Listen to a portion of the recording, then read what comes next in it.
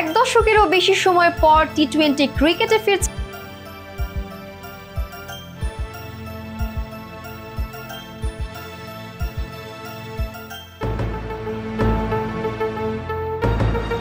24 সালের জুলাইয়ে ওয়েস্ট ইন্ডিজের বিপক্ষে লর্ডসে টেস্ট ম্যাচ খেলে আন্তর্জাতিক ক্রিকেট থেকে অবসর নেন জেমস অ্যান্ডারসন। তবে ক্রিকেট থেকে দূরে সরে না গিয়ে এখনো পেশাদার ক্রিকেট খেলার ইচ্ছা প্রকাশ করেছেন তিনি।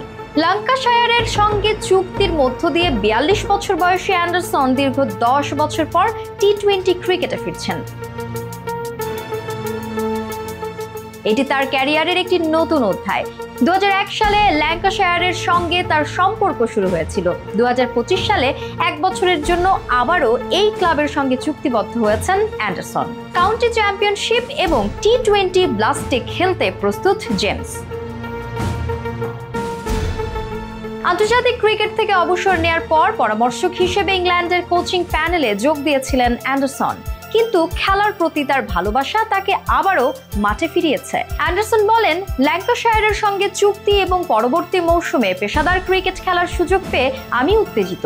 এই ক্লাবটি আমার জীবনের একটি বড় অংশ।